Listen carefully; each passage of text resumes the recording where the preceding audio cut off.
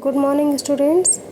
कल बेटा हमने आपको पार्ट 3 का रसखान के सवये का 2 पद पढ़ाया था। आज तीसरा चलिए देखते हैं। तो तीसरे पद में बेटा ये है कि 2 गोपियाँ यानी कि 2 सखियाँ आपस में ये बात कर रही हैं कि उनको कितना कृष्ण से लगाव है, वो किस प्रकार से कृष्ण का सानिध्य पाना चाहती हैं, यानी उनके साथ रहना चाहती हैं। तो उसी में से एक गोपी जो है तो वो कृष्ण का रूप धारण कर रही है। ठीक, तो कृष्ण का रूप धारण करते हुए वो अपनी सखी से यानी दूसरी गोपी से कह रही है कि मोर पखा सिर ऊपर रखी हों, मोर पखा सिर ऊपर रखी हों, गुंज की माल गरे पहिरौंगी, ओढ़ी पीतम्बर लय लकुटी, बन गोधन ग्वारन संग फिरौंगी, भावतो वही मेरो रस खानी, सो तेरे कहे सब स्वांग करौंगी, या मुरली मुरली धर की, अधरा न धरी अधरा न धरौंगी।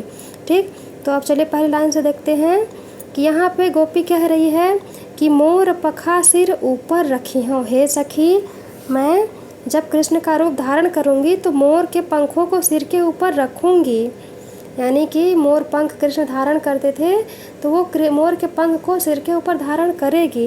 गुंज की माल गले पहिरौंगी, और गुंजा की माला को गले में धारण करेंगी। ठीक, ओढ़ी पीताम्बर लय लकुटी, पीले वस्त्रों को ओढ़ी पीताम्बर यानी पीताम्बर यानी कि पीले वस्त्र। ठीक, तो पीले वस्त्रों को पहन करके या ओढ़ करके, लय लकुटी लाठी ले करके, बन गोधन ग्वारन संग फिरौंगी, यानी कि वन में मतलब वन ग्वालों के संग और पर्वत के आसपास ग्वालों के संग घूमूंगी फिरूंगी, भावतो वही मेरो रस खानी, सो तेरे कहे सब स्वांग करूंगी।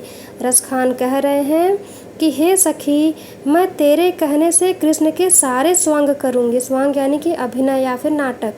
ठीक, तो मैं कृष्ण के सारे स्वांग करूंगी, सारे अभिनय करूंगी, परंतु या मुरली मुरली धर की, अधरा न धरी अधरा न धरौंगी। लेकिन हे सखी मैं मुरली धर की उस मुरली को यानी कि कृष्ण भगवान की उस मुरली को अपने होठों पे कभी नहीं धरूंगी।